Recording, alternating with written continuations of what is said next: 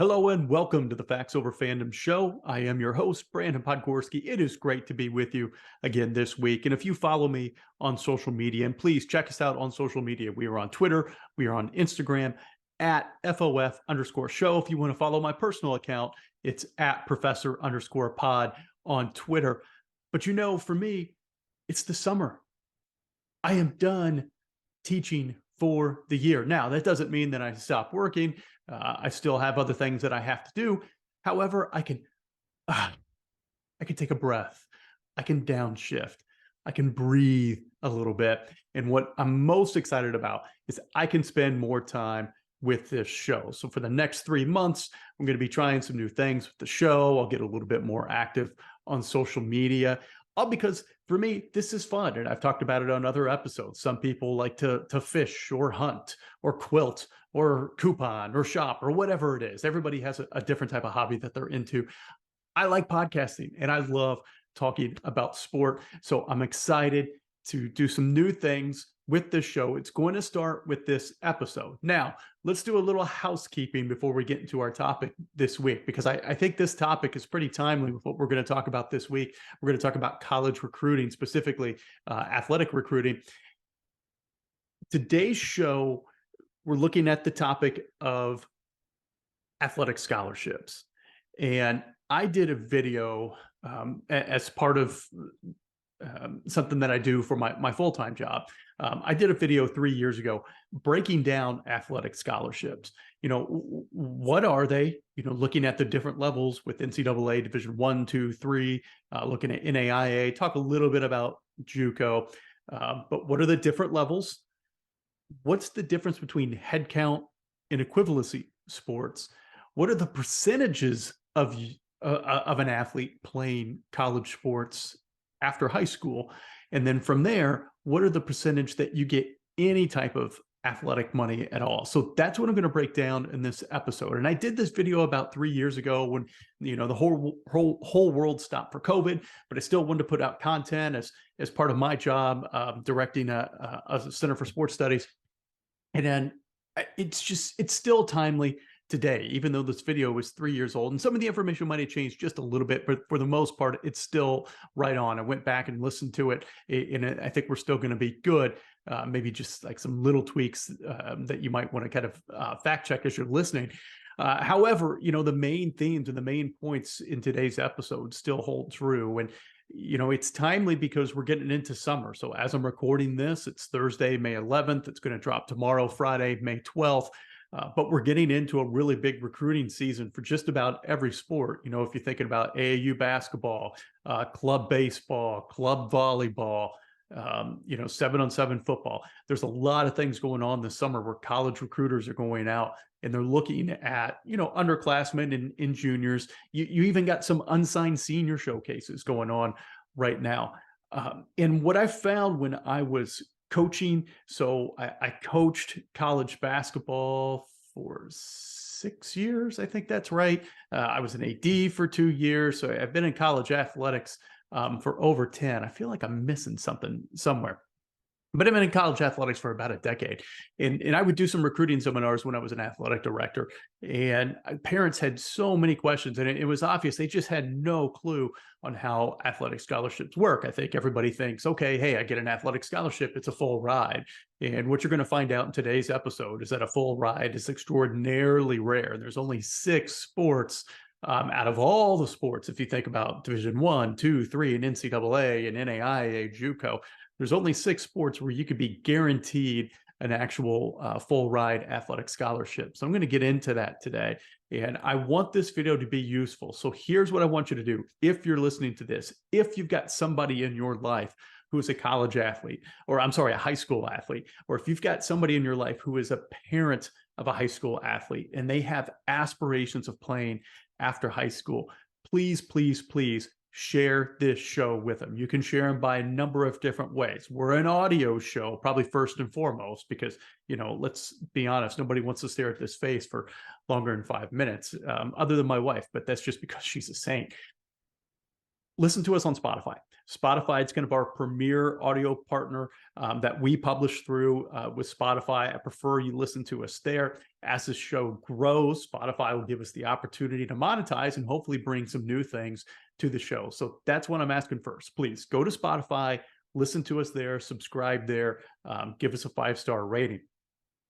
Also, we are a visual show. In this show, we'll have some visual components that will help explain some of the things that I'm going to talk about in today's episode. So you can check us out on YouTube, youtube.com/FOF_show, or possibly at FOF_show. If you type in Facts Over Fandom, it should come up. I'm also posting to Rumble as well, just to help to expand our reach. So you can check us out on YouTube. You can check us out on Rumble. It's the same show, both areas, and you can see anything that I do that's visual. And there are some episodes where I'm going to share some things that are visual, and today is no difference. So today is probably going to be one of the most visual shows that we've done here. I think we're on episode 8 or 9 already here with Facts Over Fandom. Today's going to be one of the most visual shows. So you can share it through audio, Spotify, share it through video, YouTube, Rumble.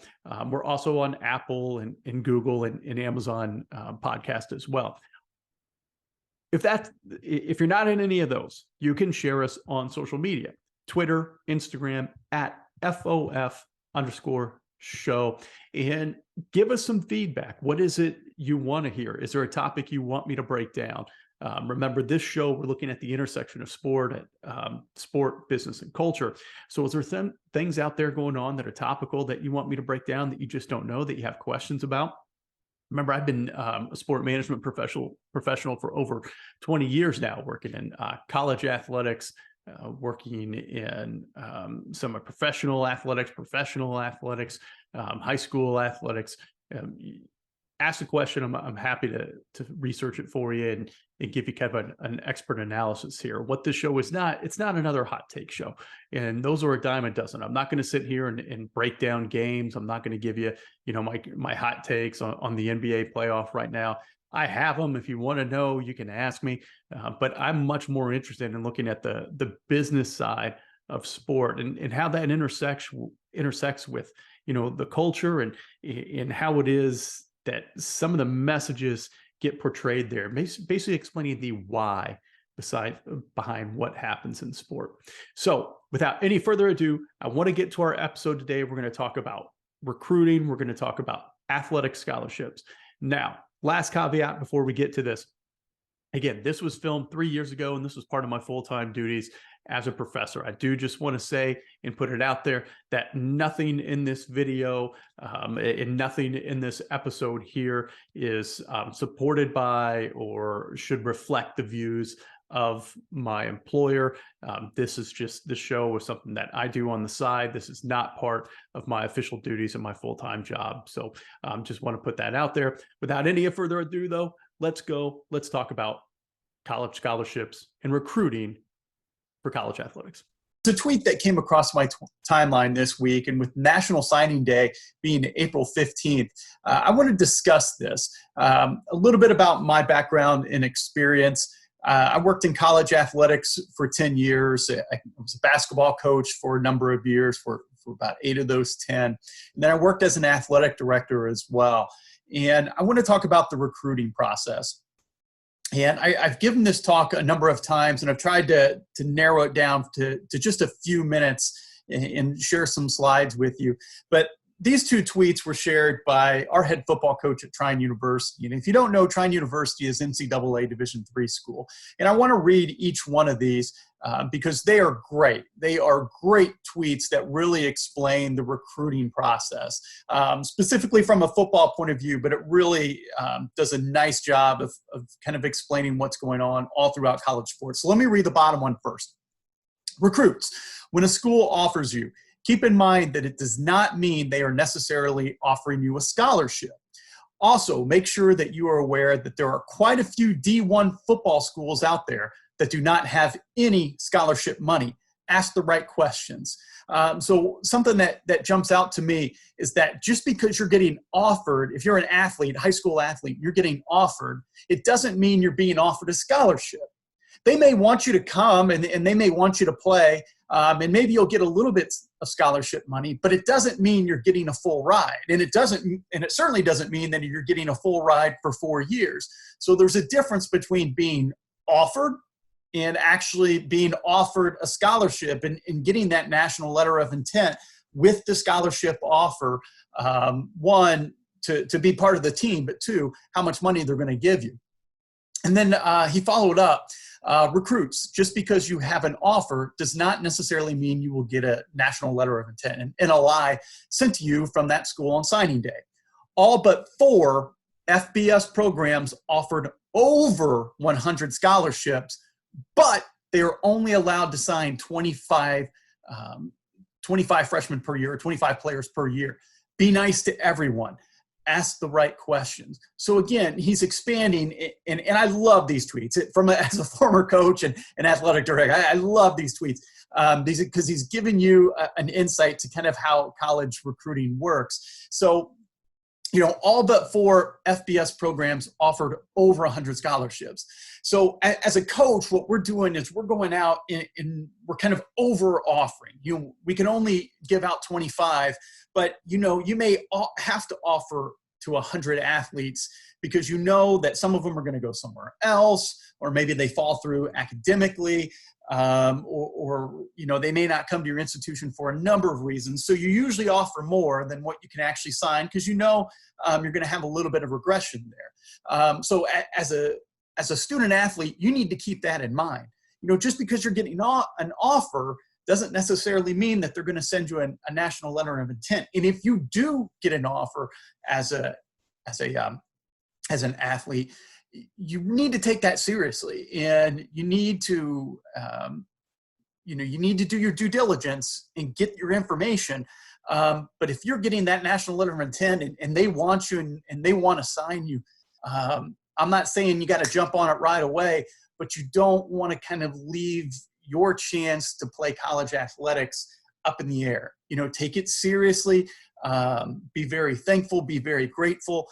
And if the school matches up with what it is that you want to major in and future possibilities, then I wouldn't wait. I would jump on it, because sometimes as a college coach, they got to take those student athletes who jump on it, jump on the opportunity first, as opposed to those who just kind of want to sit back and let it play out, right?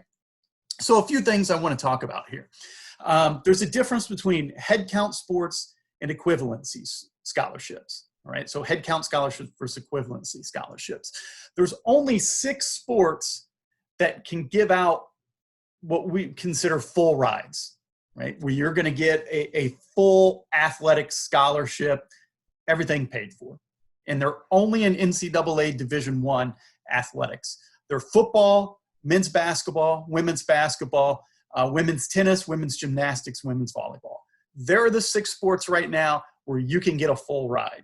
All right. So just because you get an athletic scholarship, or we hear, athletes on scholarship in the media a lot, most athletes on scholarship at all schools, all institutions, all levels are usually only getting partial scholarships. It is very rare to see an athlete get a full college scholarship.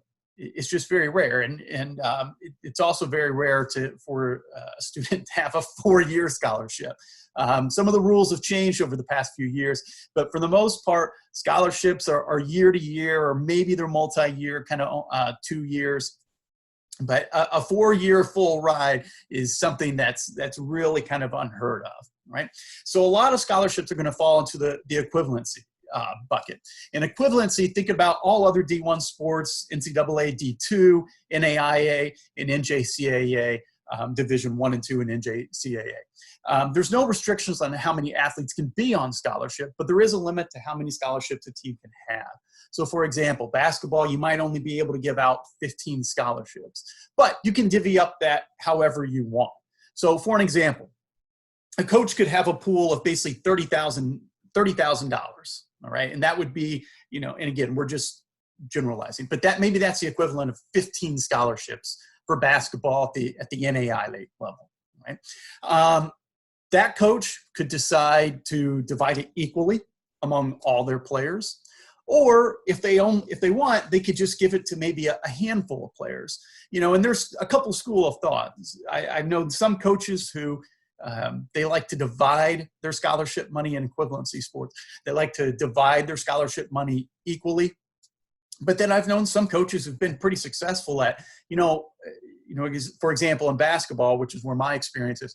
I'm going to go out. I'm going to get, the best 5-6 players I can and put them on full scholarship or as close to full scholarship as I can. And then I'm going to kind of fill in the rest of the roster with some pretty good walk-ons.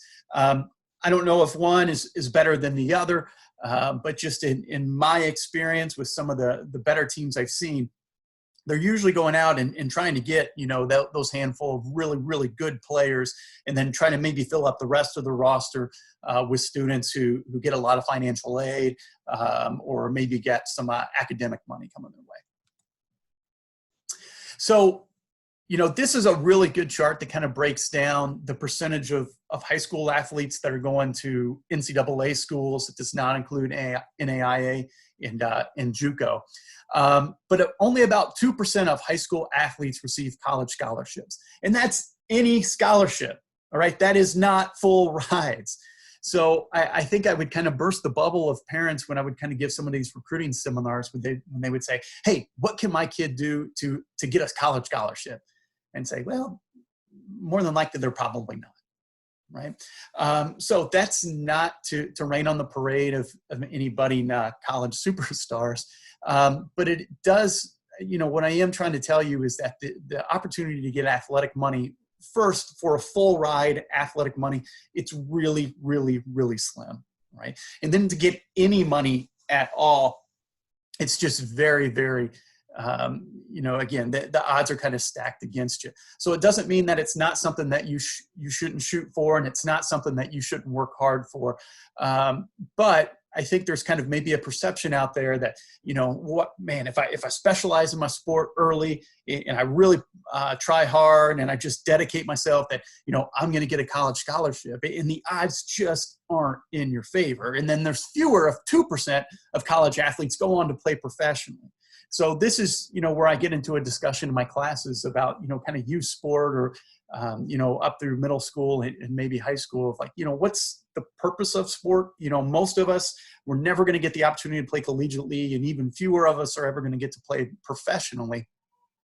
So, do we need to kind of rethink kind of how we're doing youth sport instead of trying to prepare kids to maybe one day play pro, to, use it more to teach lessons about, dedication and teamwork and sacrifice. But, that's another discussion for another day. But, the statistics have changed, but somewhere around a decade ago, about 5 to 6% of high school athletes went on to play college athletics. So, that's one thing to think of. Even if you're at a D3 institution like Trine University, you're in the top, 5, 6, 7% of high school athletes that are going on to play collegiately. So that's nothing to sneeze at. I mean, that puts you in pretty elite company.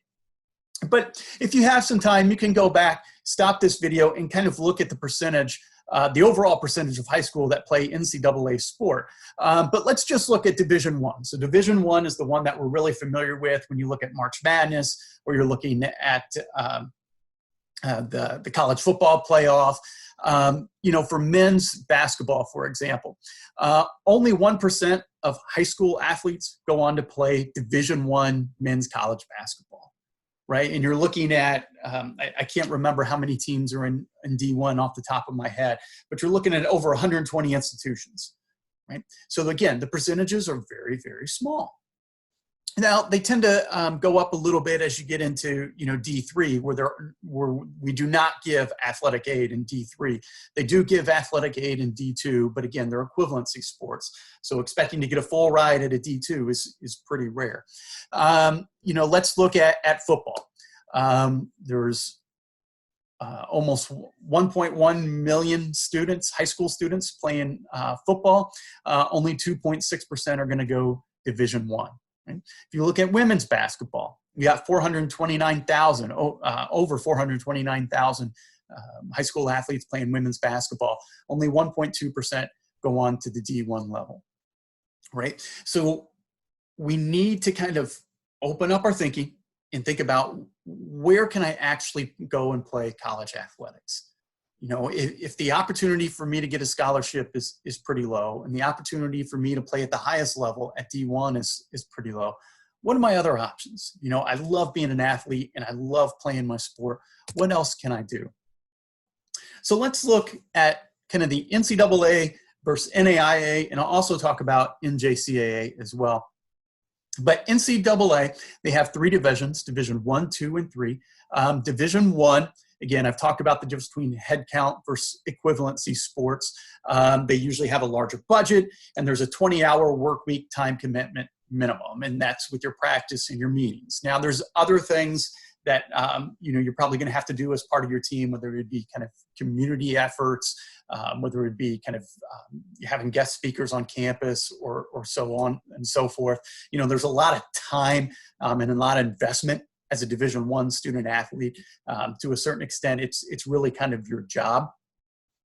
Division II, again, equivalency sports, the budgets are smaller. The time commitment, though, it's similar to D1, but these are schools, you know, again, usually a little bit smaller schools.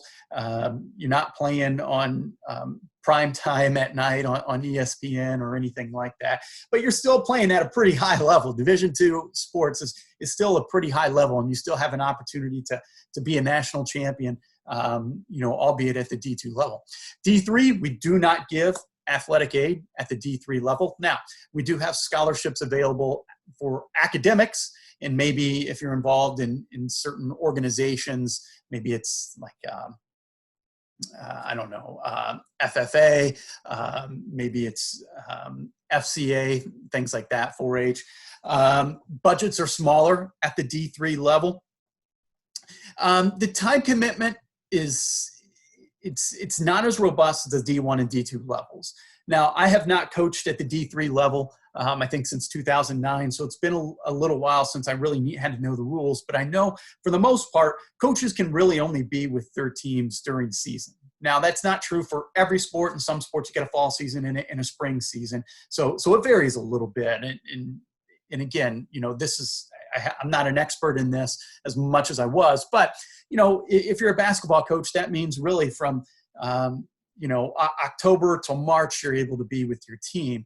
And then from there, you know, as an athlete, you've got more time to commit to your studies, to internships, to jobs. So you got a lot more time at the D3 level to kind of work on yourself professionally when you graduate than you do at the D1 or D2 level, where your sport is really kind of your job.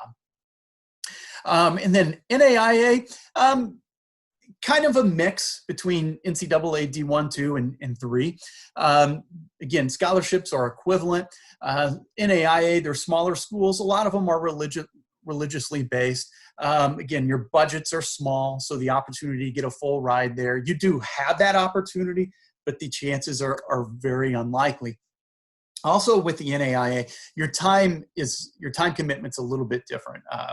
The last year I was an AD at the NAIA level was 2015, and basically coaches can have you for 26 weeks. There's not necessarily the 20-hour rule as D1, but there's a 26-week rule, and coaches can split that up. I think they can take basically 2 breaks within that 26-week rule. So they'll have you for the season, and then let's say there's 10 weeks left over.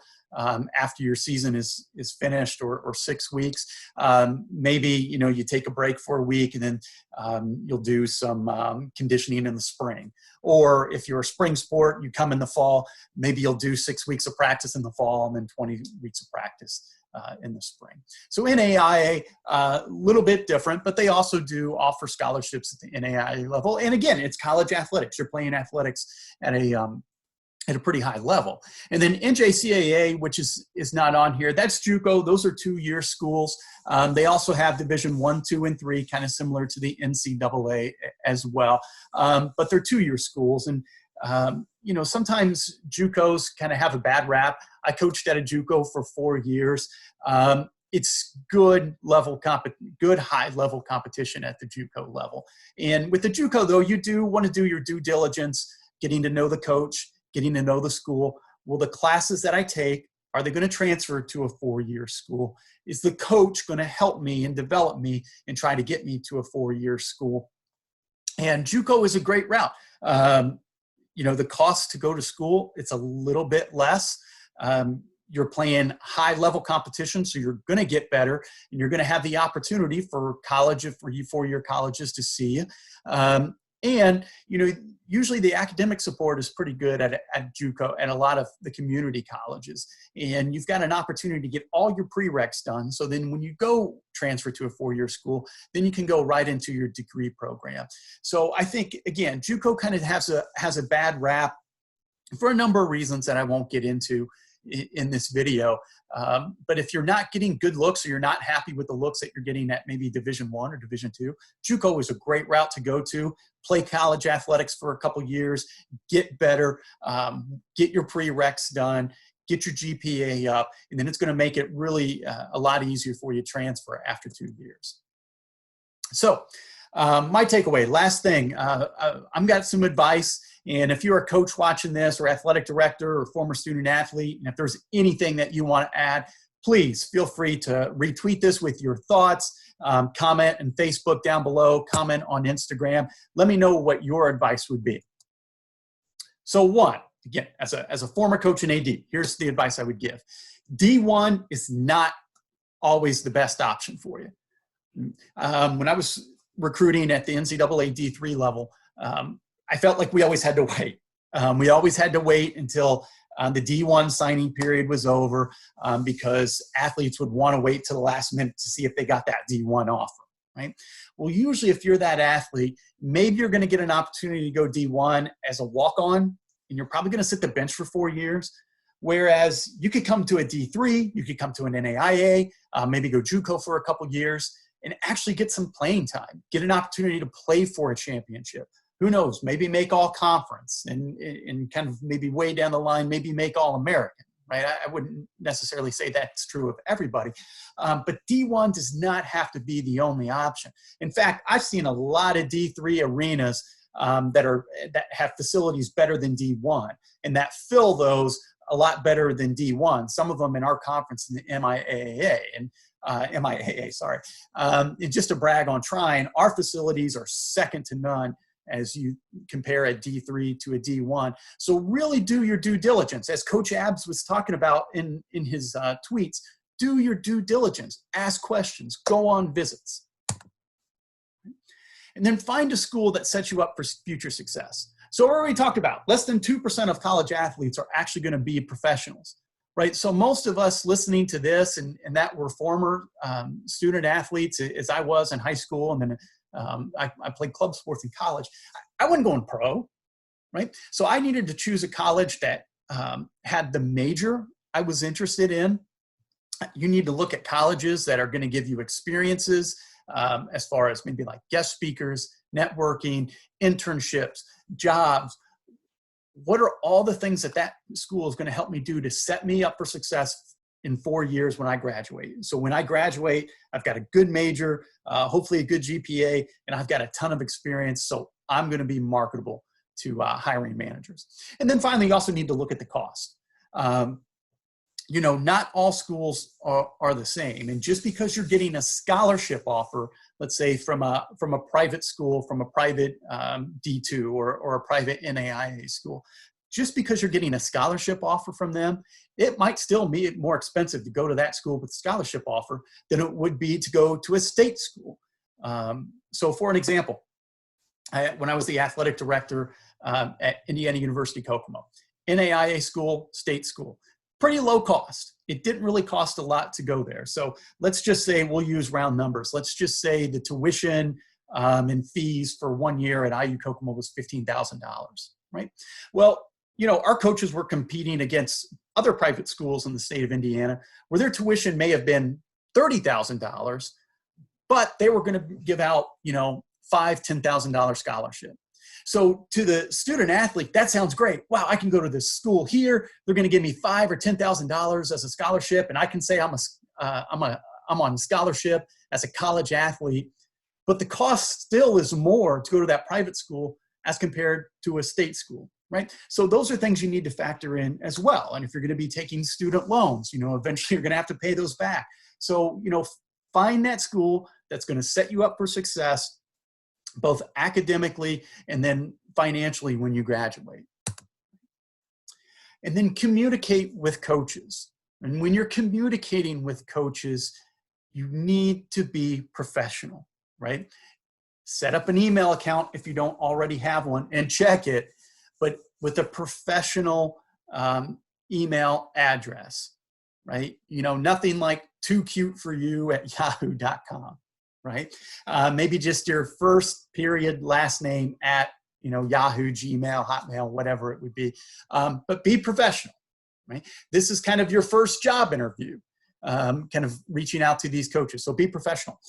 In your social media, check your social media, because I guarantee you that coaches do, right? Is there anything on there that would not represent you well as individually as an athlete? Or if I'm a coach looking at it, would that be something that I would want kind of associated with my program, right? If you need to go and delete things, delete it. If you need to set things to private, I mean, that's fine. Just be careful with that, all right? That can raise some questions as well. So make sure you check your social media, right? And if you're going to send in a highlight video, I have watched hundreds of highlight videos. Again, that should be professional as well, right?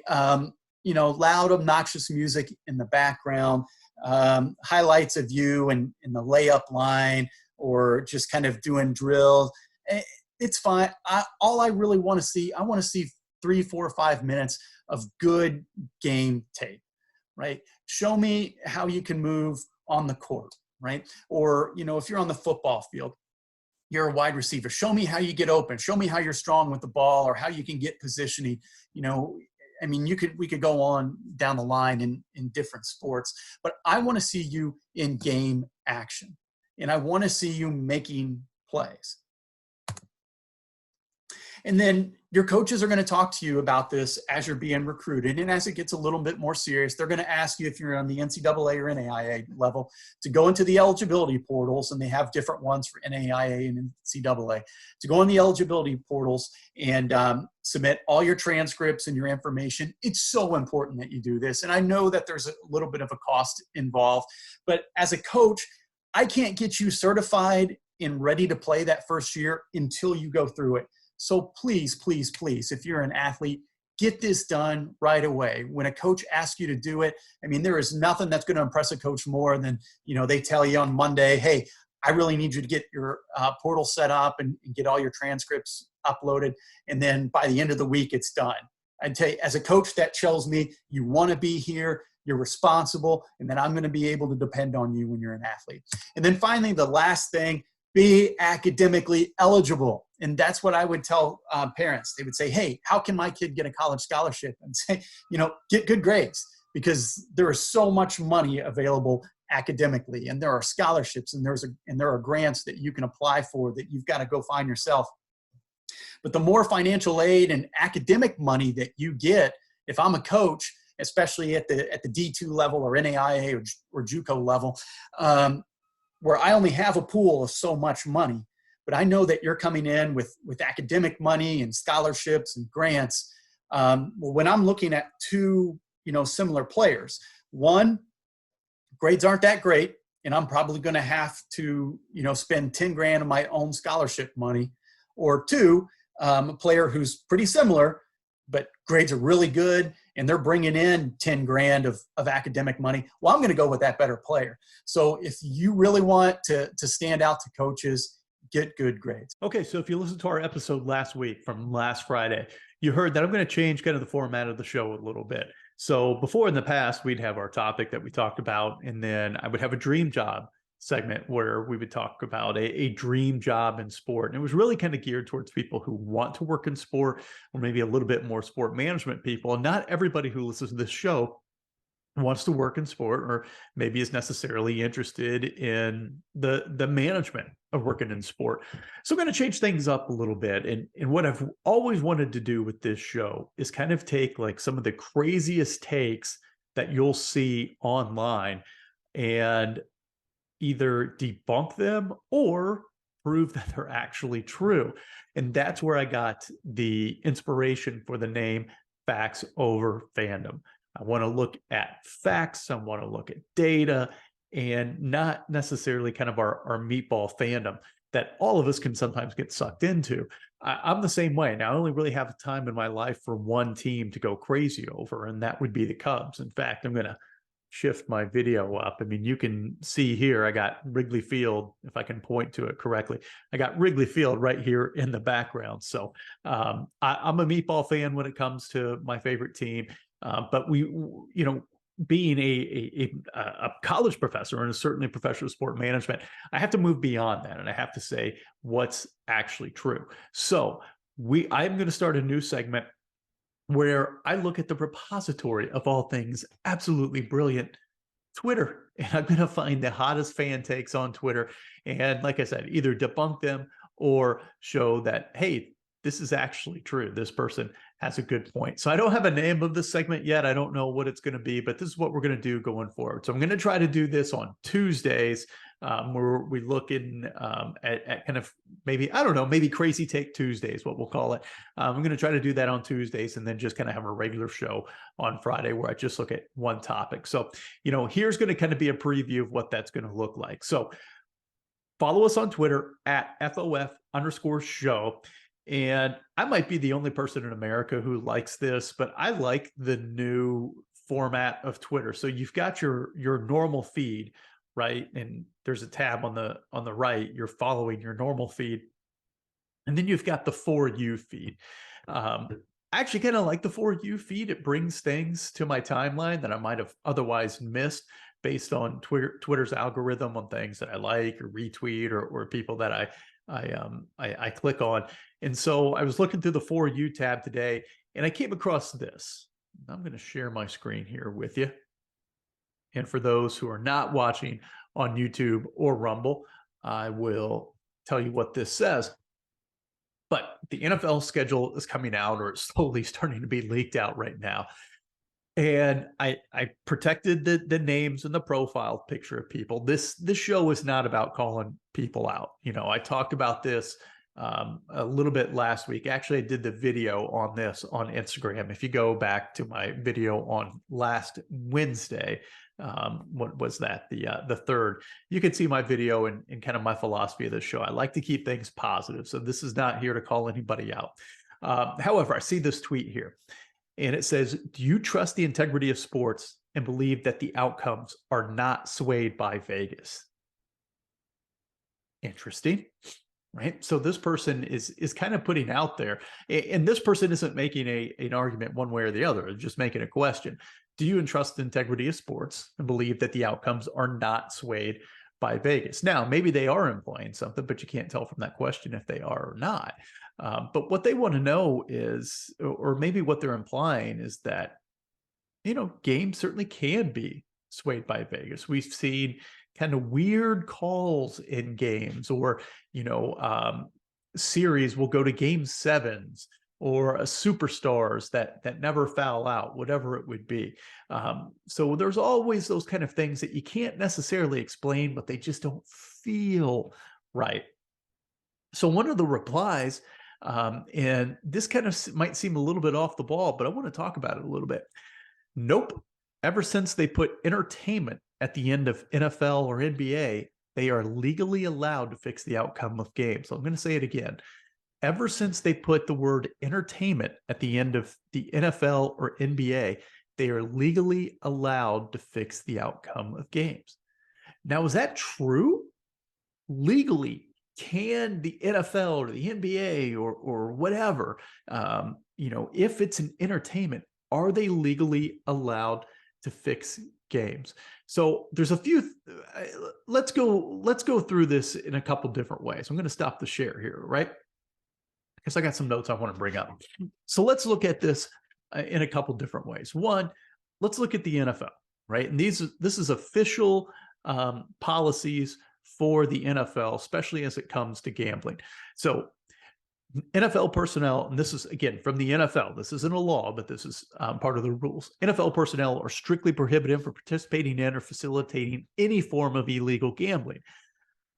NFL personnel are restricted or prohibited from engaging in the following gambling-related activities, regardless of whether such activities are legal. So we're seeing here that some of these things could actually be legal. However, the NFL says you cannot do this per our rules. You can't bet on football, bet on other sports. You can't fix games, which is what that tweet was getting at. Okay. NFL personnel must always give their best effort, talking about players. They can't give inside information or tips. NFL personnel shall not engage in any form of gambling while in any club or league, including without limitation locker rooms, practice or office facilities, team buses, trains, flights, or hotels, or when traveling on club or league business. For clarity with that, though, they say playing cards or other casino type of games are permitted as long as nothing of value is waged. So you've heard some of this. Now it's different league, but you've heard some of those amazing stories with Michael Jordan playing poker or playing cards on team trips. And winning or losing tens of thousands of dollars. The NFL is here saying, well, you can play cards, but you can't play for money. You can't get involved with sports books. Now, some of that's changing a little bit. Endorse or have promotional appearances that would to advertise or publicize gambling related enterprises. They cannot maintain social business or personal relationships with persons known to be professional, problem, or sports gamblers in a manner that discredits the reputation of the NFL players or the games, and they can't get gifts or services in value that exceeds $250. So those are the rules with the NFL. Now, some of that, this was from back in 2018. Some of this has changed a little bit with sports books and with some endorsements. We're starting to see sports books getting involved with teams and individual players. Mostly I've seen retired players, really. So this wouldn't apply to them getting involved with some sports books. So we see by NFL rules, they are not allowed, right? But that's not the law. All right.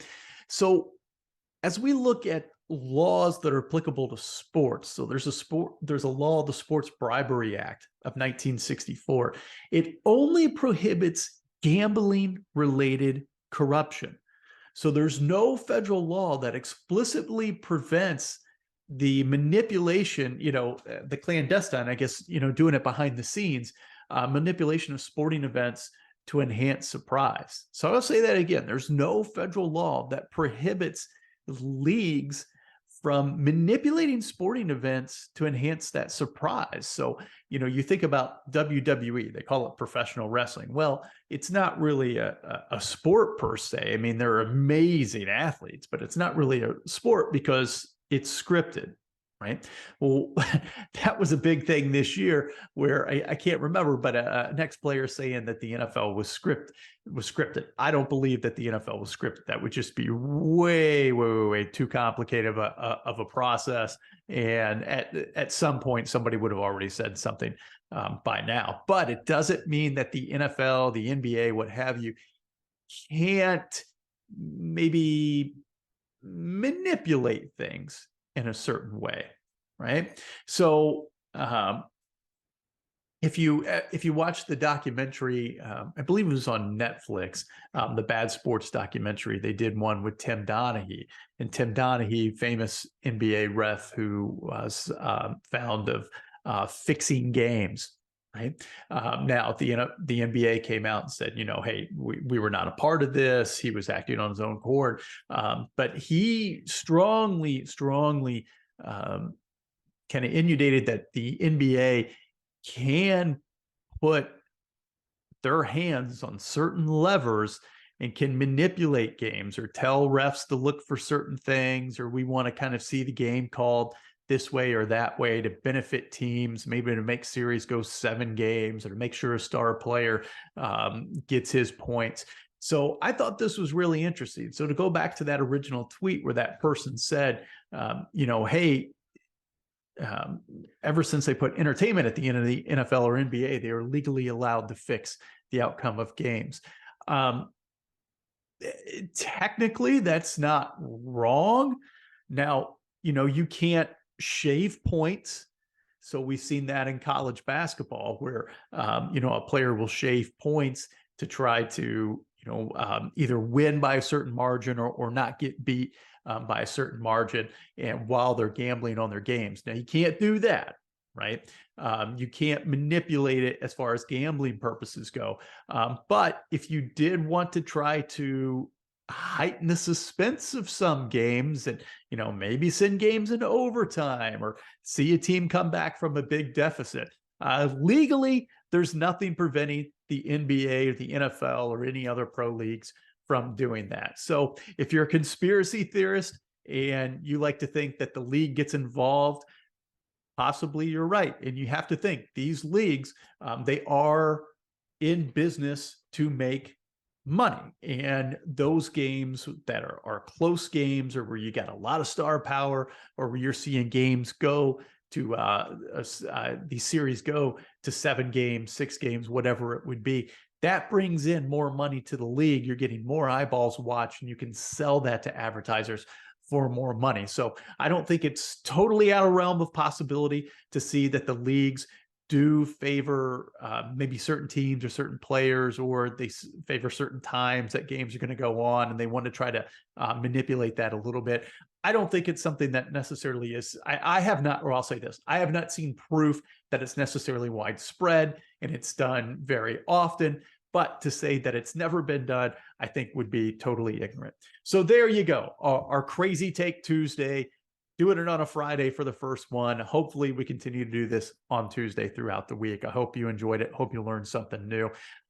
Thank you so much for joining us on this episode of the Facts Over Fandom show. Like I said, please share with a friend, especially if you know somebody who is interested in playing college or playing athletics at the college level. Send them this show, have them check it out. If you have any questions, you comment, like the show, whatever, let us know. Instagram and Twitter at FOF_show. Be sure to listen to us on Spotify. Check us out on YouTube. As I say every week, love God, love each other, be a good sport. I'll see you next week.